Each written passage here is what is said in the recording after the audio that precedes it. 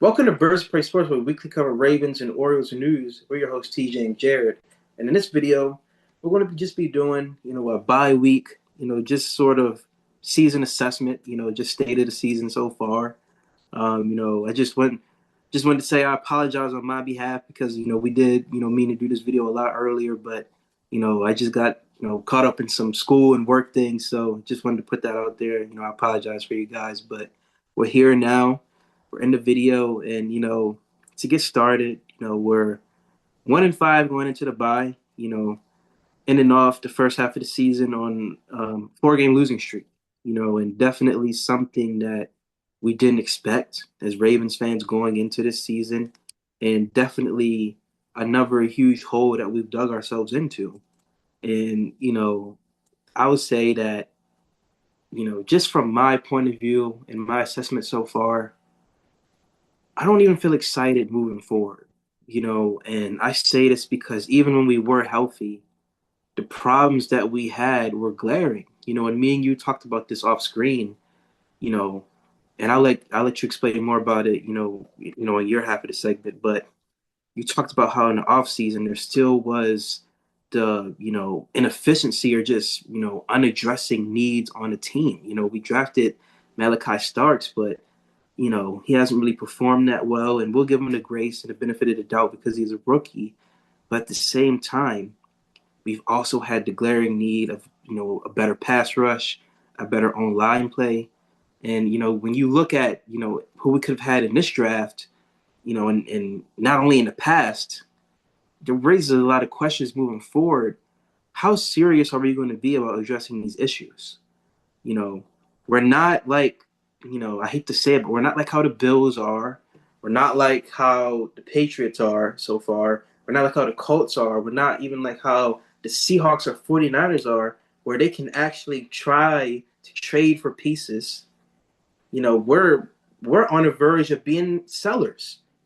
So we need to figure out a quick fix, an effective one, moving forward on how we're going to fix this because this is too talented of a roster to even be 1-5. And just as a fan, me and you who've invested so much money into this season, it feels like a slap in the face. I'm sorry. After every loss, seeing guys go on podcasts, and I've said this before, but this truly just bothers me. Why? We're getting our faces smashed in every single Sunday, and you can sit there and go on a podcast and talk about chicken or tacos, whatever food you're thinking of eating for the week, and acting like you just didn't get your doors blown off. It's not funny. It's not, it's corny and it's silly. If I fail a school test, I'm not the next hour. I'm not thinking about, oh, I'm gonna rate the Chick-fil-A I just had. No, I'm thinking about why did I fail this test? What can I do to get better? I'm not thinking about all this stuff that doesn't matter. And that just gets to the point I'm trying to make. We're not focusing on the details of what it takes to be a championship team. We don't have that tough mentality. We quit in games. We quit against the Chiefs. We quit against the Lions. We quit against the Texans. We're quitters. And we're not doing enough to elevate this team to get where it's supposed to be. We're dead last in everything, from offense to defense. We suck at passing defense. We suck at running defense. We can't get a sack to save our lives. It's unacceptable and it's embarrassing as a Ravens defense. And before I rant any much further, I just want to, pass it to you. What's your assessment so far? Trash. If I had to give it, one word answer, it's trash. And it's unfortunate the way this season has gone. Obviously me and you had both. When I had my skepticisms, but I also had big expectations. No matter how much, issue how no matter how many issues we had in places that you can't really have issues in, we still had a lot of talent. That's not debatable. It's the truth. But so far the talent has had a lot of time to shine. And I think for the most part I agree with something the Sun put out. Where it feels like the offensive players are kind of annoyed with how predictable maybe the offensive has gotten at points, and I think that rears its ugly head at the goal line. How many times, I mean, with Lamar Jackson, you should never have, and Derrick Henry, you should never have issues at the goal line. That should be pretty standard, and I posted a short, just the other day or just today and yesterday, showing our poor, it got great views, but it showed, our poor, execution in the red zone, and in the goal line, I mean, Derrick Henry throwing a pass, Lamar, having to roll out and then and he fumbled, whatever, like that's unacceptable. And then that's all in the Lions game, but this whole season's been unacceptable to me. And look, I'll admit that Texans game to me, we were beat to hell, man. We didn't have a quarterback. Stanley was hurt. We didn't have anybody on defense really. Kyle Hamilton was out, Roquan Smith was out, Marlon Humphrey was out. We had a whole bunch of guys down. Madubuike was been out, you know, so I maybe can give them a pass for the Texans game, but at the same token, it I don't want to give them a pass because they almost looked like they didn't care. Like they almost just look like they just came there to show up, and that's it. Like what Marshawn Lynch said, you're showing up so you're gonna get fined, that's what it felt like. It felt like they didn't care, and I definitely agree with your sentiments, or your statements toward, the podcasting.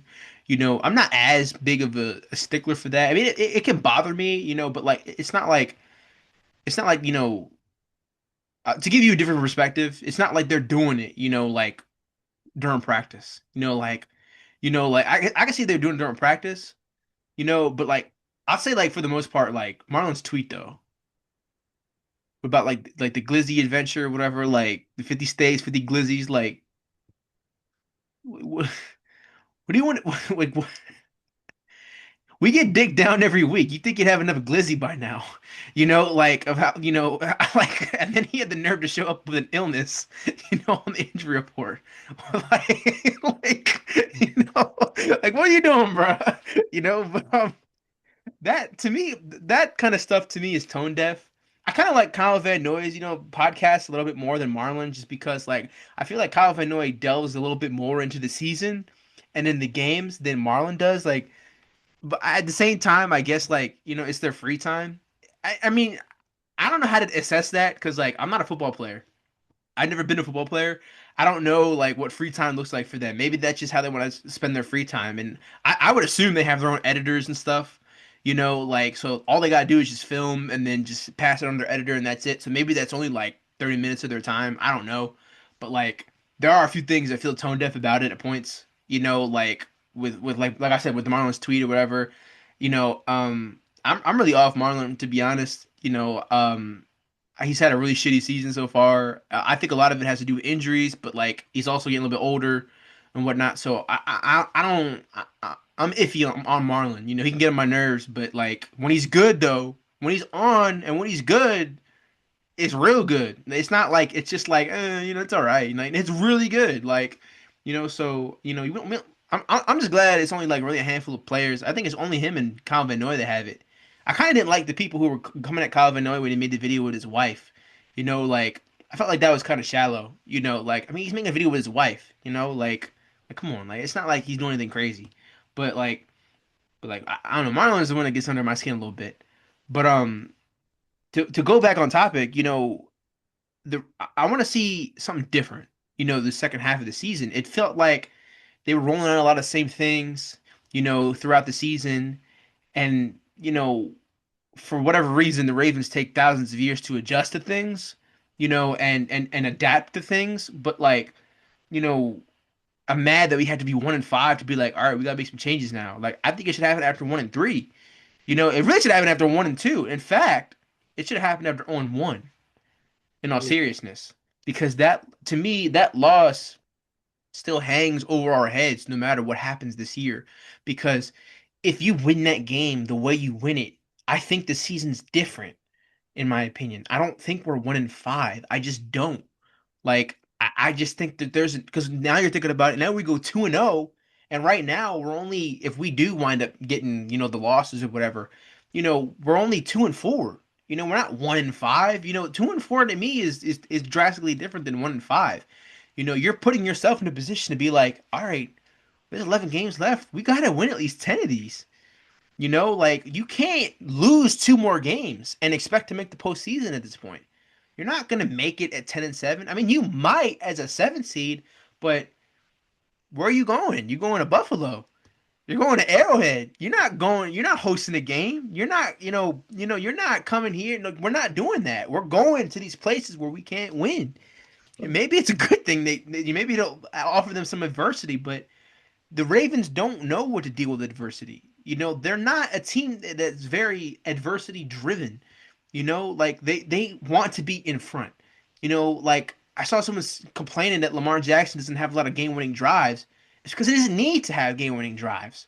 He wins by multiple scores many times, but I don't know. Like I really wish the Ravens would implement, a shorter game when it came to, the pass game. Because to me, like the adversity they mainly go through now is mainly by themselves, which is the trenches and whatnot. Their offensive line is terrible, and it's not going to get any better.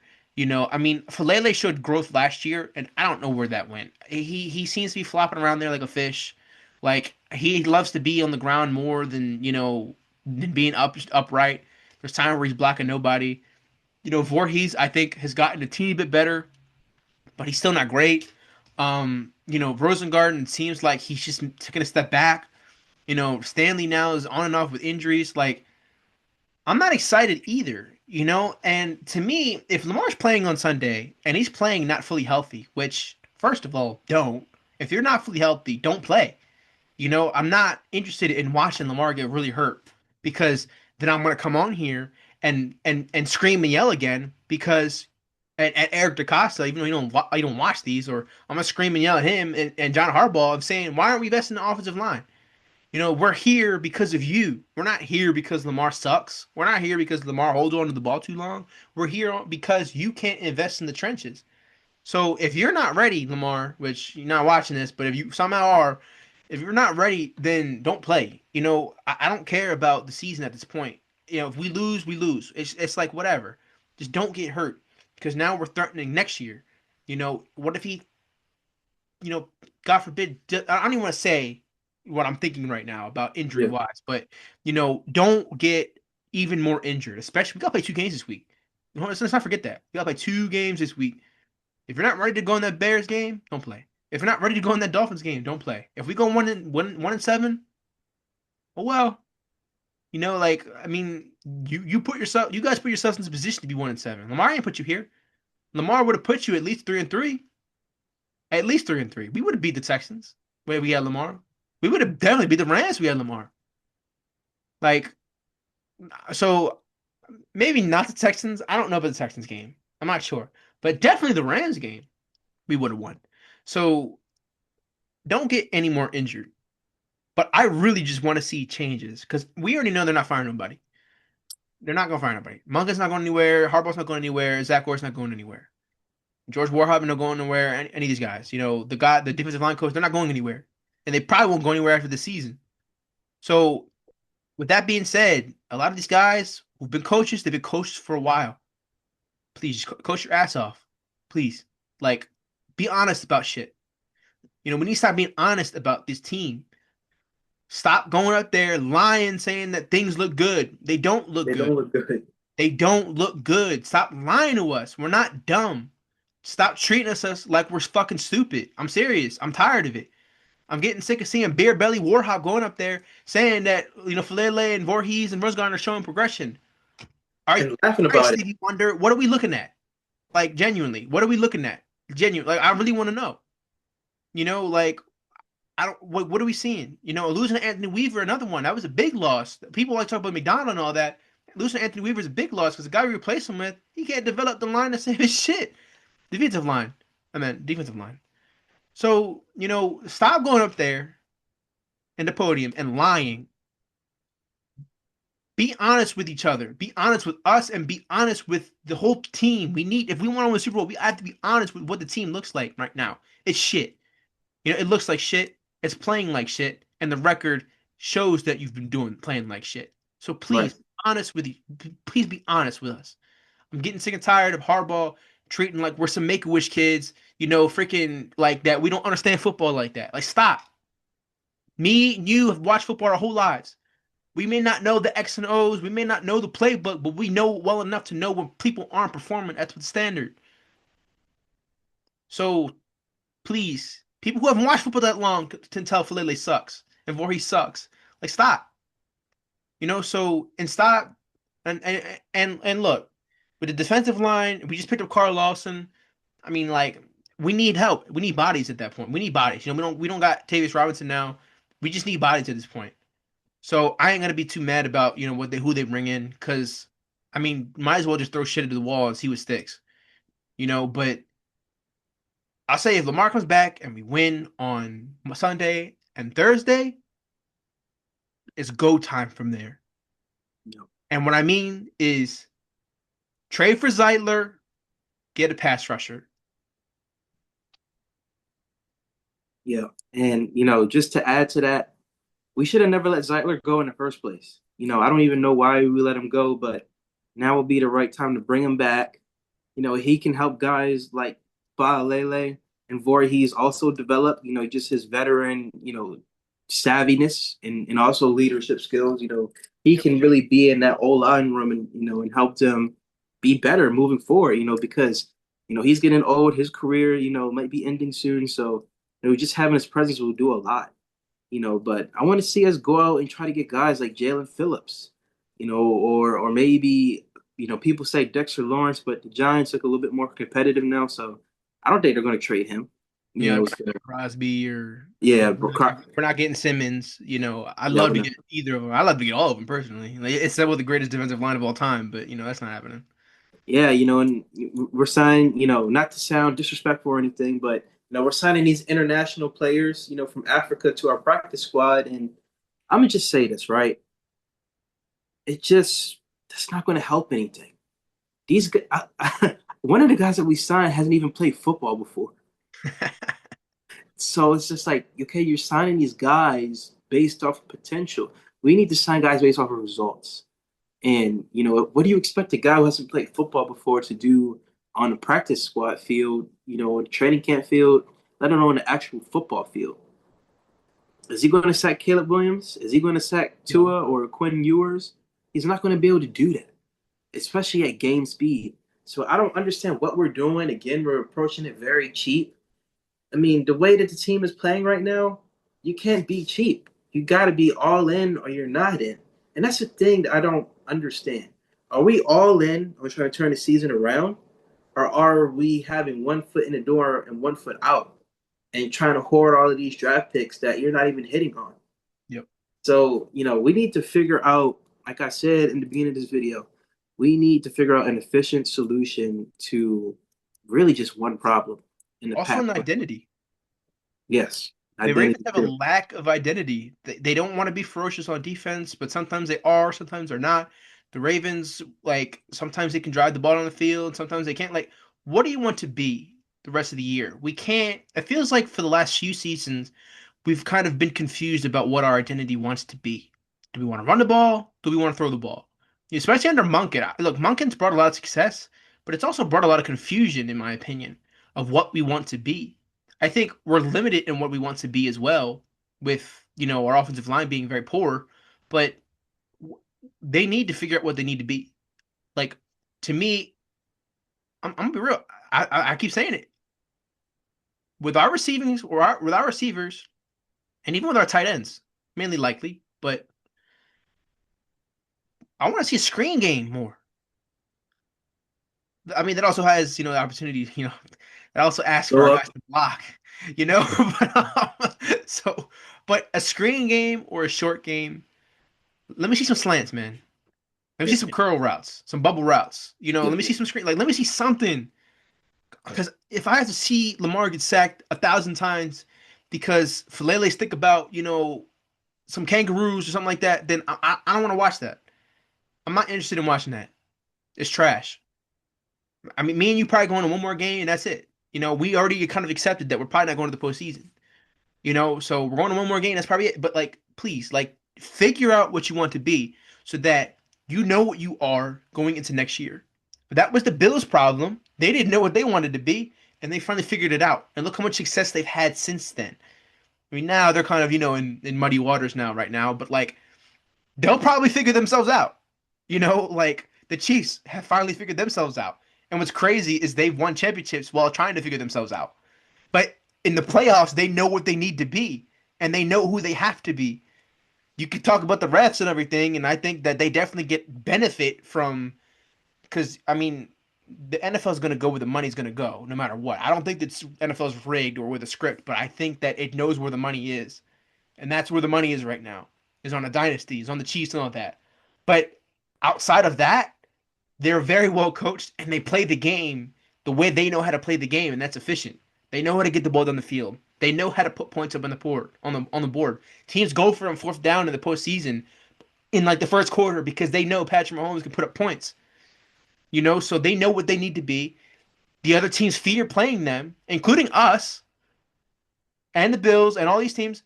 The only team that I have never really seen be scared playing them is the Bengals, which is crazy. The Bengals of all teams. Even the Browns didn't look scared of playing them. So we need to figure out what we need to be for this rest of the season and into next year because we can't keep because in the playoffs it rears its ugly head where it's like we can't run a ball now we're throwing the ball 1,000 times.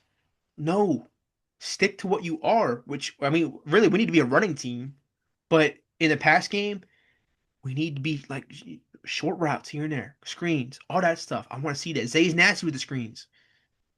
Please, just figure out whatever you need to figure out. Just figure it out, please. That's all I Yeah. ask. Yeah, and I just want to add on, you had a great example about the Chiefs, because we were on bye week last week. I was actually able to watch their game against the Raiders and just seeing how they use all of their weapons. Yeah, They know the exact strengths and weaknesses of all of their guys. yeah, And so the way they use Rashee Rice, the way they use Xavier Worthy, the way they use Juju Smith-Schuster, the way they use Travis Kelce, it's like all of them have their own designed plays and complexities within the offense, and they all have their scripted moments. And the Ravens don't have that. And you mentioned this before. It's like with the Ravens, there's no consistency. There's one big play for a player, and that's it. They don't really get another chance in the game. And we don't have plays that really play to our guys' strengths. Like we haven't seen Bateman really at all this season. We're not really playing to his strengths. You know what I'm saying? That last year seems like a one-hit wonder. And it's, partly because we're not throwing to him, and partly because we just don't have plays for him. yep. And, also Lamar is injured, so him and Cooper Rush don't have a chemistry as we've already seen, but we don't use our weapons like how other teams do, greatly coached teams do. Yeah. You have to, live and die by your star guys. I mean, look, if I feel like when I watch pregame videos about Ravens, not just ours, we'll say like, all right, the so and so whoever, whoever we're playing, they struggle in man, and Zay destroys man. All right, that's kind of your game plan right there. Start off like kind of start simple right there. Zay destroys man. Let's get up some quick routes, get him open. The only time I've ever seen them really do that with Zay and company is probably like the Commanders game from last year. But then we ain't seen him the rest of the game after the second half. So that happens a lot with the Ravens players, playmakers. We may see them a lot, and then we won't see them at all. And then we'll lose, and then be like, why did this guy have 130 yards in the first half? And then where did he go in the second half? He didn't get a target, So it's like, to me, it feels like the Ravens don't ride the hot hand, and they just are like, let's get some more guys involved. Like it's some kind of, merry-go-round football team, nah, if Bateman's not getting open and Zay is, I'm going to Zay. I'm scheming shit for Zay. They can't cover him, like I'm gonna do that. See what works. I mean, he was torching the Chiefs in the AFC Championship game. Yep. Why? I know he fumbled at the goal line, but like, where was he after that drive? It's like they didn't trust him no more, and that's not what you can do for a rookie player and his confidence in that moment. I'll never forget watching the video where Bill Belichick was saying, like, in these games, the AFC Championship game, the divisional round, the Super Bowl, all these games, I'm not gonna scheme some shit up for my wide receiver 3. Like, no, I'm gonna scheme up for Rob Gronkowski or my wide receiver 1 or my RB1. I'm a scheme up for the guy. Like, you may run only your season depends on like 50 to 60 plays in the playoffs. Those 50 to 60 plays should be going to your playmakers. And the only time that you should be going to your wide receiver three or your backup tight end or whoever is the last resort. Like they're open, nobody else is. They're open. I'm gonna throw it to them, and that leaves the door open for unsung heroes as well. So it's just like I don't know. Yeah, a lot of things that we need to work on, a lot of things need to fix, a lot of just things we hope to, hold our heads high on, because we don't expect on making the playoffs. So at least this season, maybe it could be a fun one where we win some, lose some, and just The Bengals. ride that mediocre tail, yeah, throughout, the rest of the season. So, that's pretty much all I have to say, I do you want to know. ask Yeah, before we close this out. and the Also, predictions. yeah, we gotta do that too.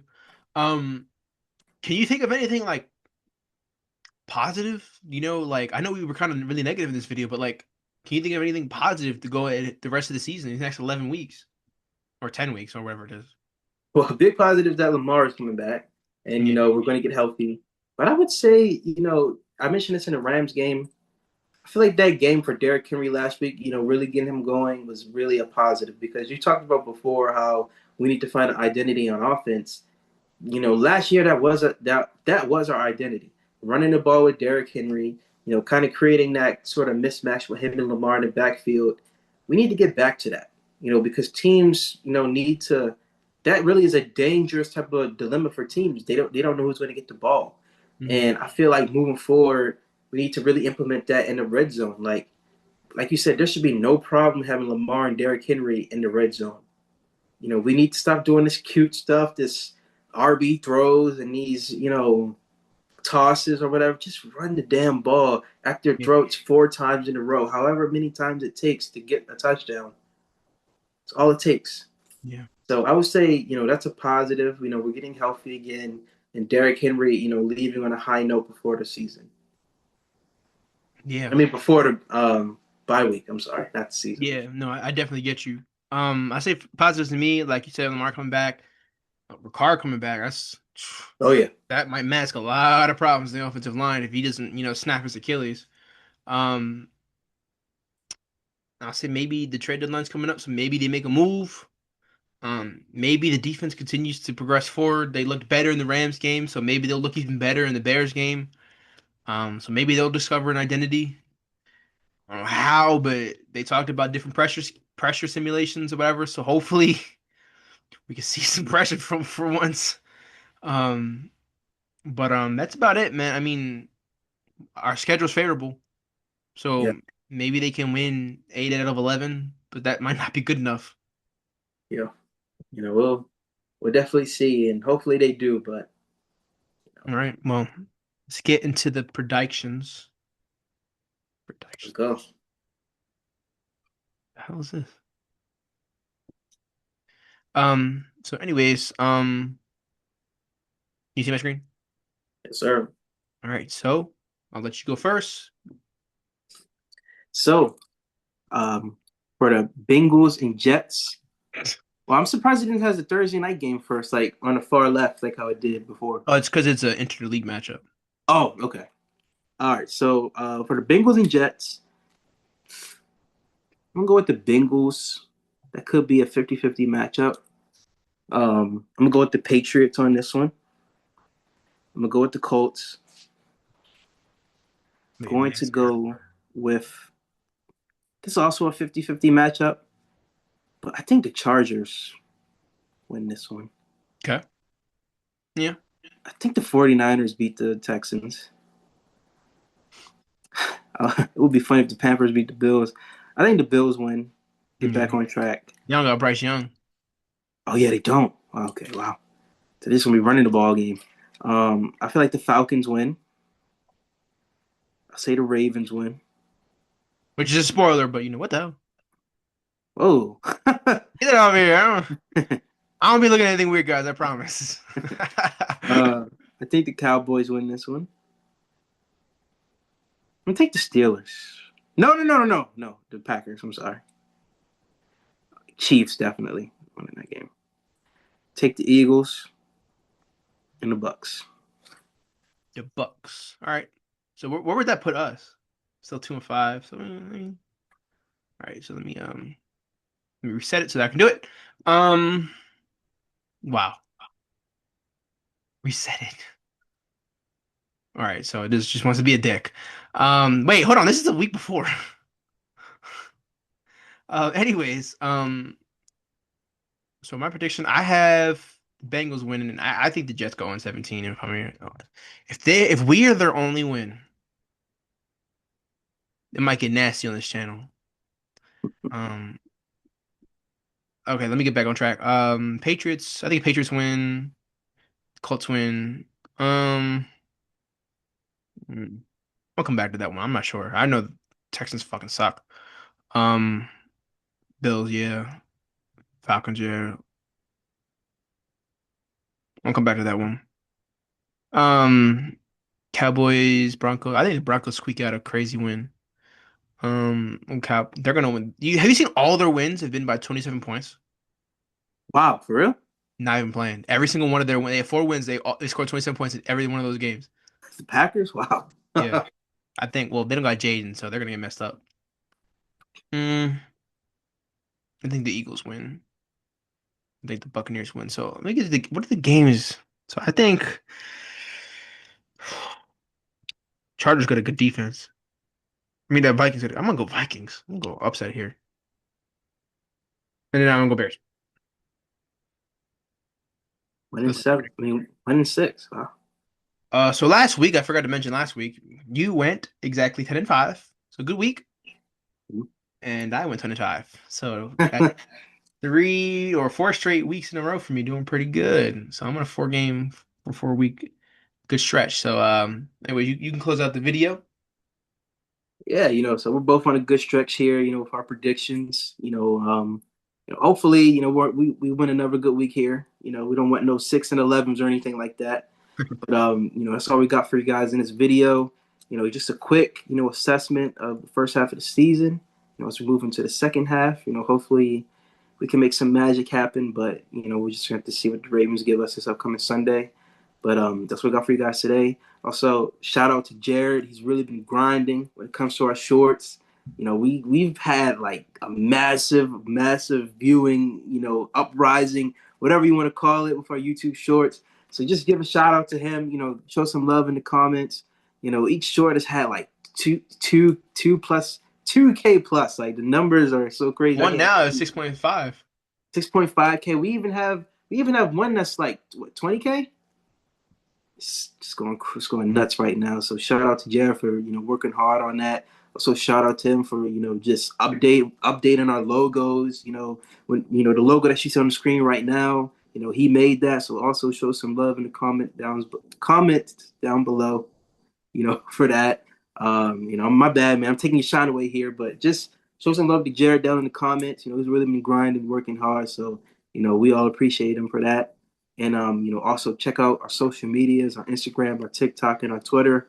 Jared's also working on there as well. So we're going to try to be more active on there, and provide you guys the best updates for the team as well. And also check out our second channel, Casual Cinema. We're going to be seeing a movie soon. I'm not lying. We're going to get it done soon. So stay tuned for that. And we're Bird Spray Sports. We're out. We're out.